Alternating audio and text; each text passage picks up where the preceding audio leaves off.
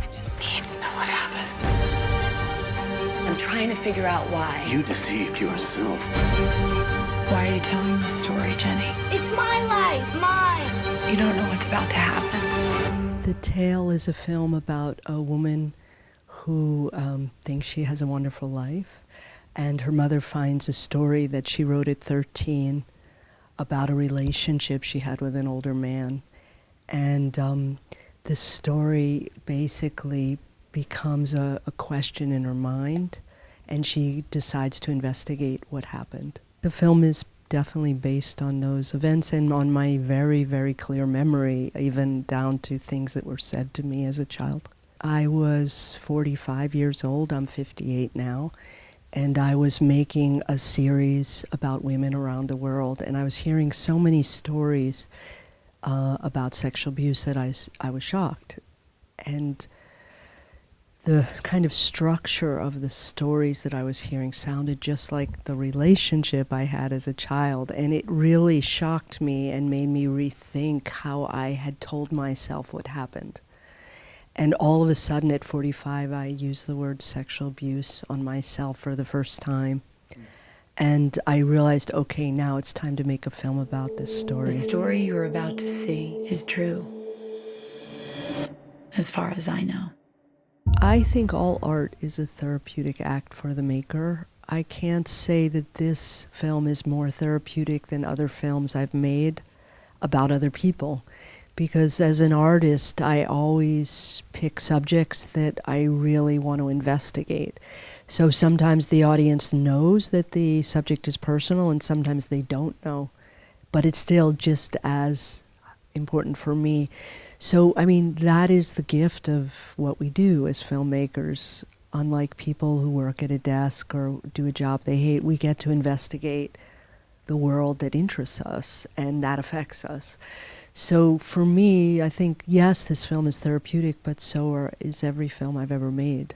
Weirdly, I think I'm very schizophrenic, so it didn't feel like reliving. I think we're really lucky because we cast Laura Dern because of her kind of feeling as a person. But as a lucky quality, she happens to be blonde, blue-eyed, and very tall and thin. She's completely different than me. So that meant the whole family was blonde and blue-eyed. And so when I looked at the characters I was working with, I didn't feel like I was looking at my story. So I got a certain amount of distance from it. And just also, I guess a part of me was just, as a filmmaker, trying to get it right.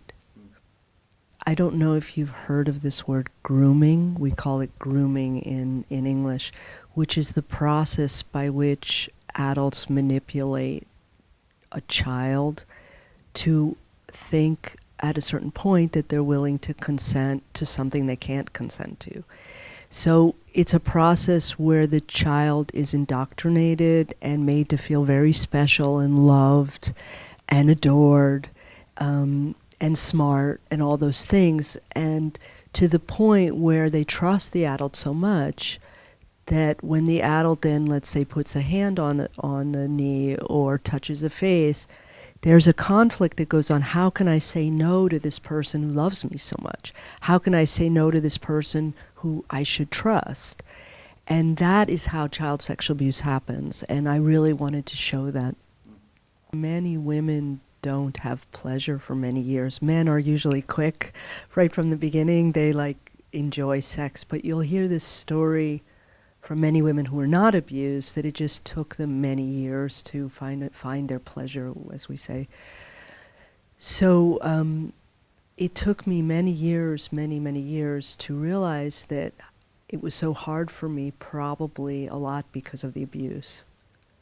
And I think there's many, look, I am only one person who was abused, and there is many different ways that people internalize abuse, and sometimes they become super sexual, sometimes they don't have sex at all afterwards, so there's not one way. But in my case, I think I shut down a lot, and it took me many years before I felt any pleasure. we had 5 screenings at Sundance and 5 standing ovations and enormous press, both about the artistic merit of the film and the message of the film. So it was extraordinarily positive. It was just like an explosion, and there was a bidding war, of course, for the film. And we decided to go with HBO, which is how it got to OCS, to come on. From screenings, we have many people standing up and talking and testifying, and then people coming privately. But every day now, we get letters on every sort of digital platform. We get emails and letters, people saying, "Thank you, I can now speak. I've finally seen a story that looks like mine." Both women and men, by the way, which has really surprised me, the number of men that have come up to me and said, "That's my story." So what I understood is that if women underreport, and they do, men really underreport, and that it's really an epidemic.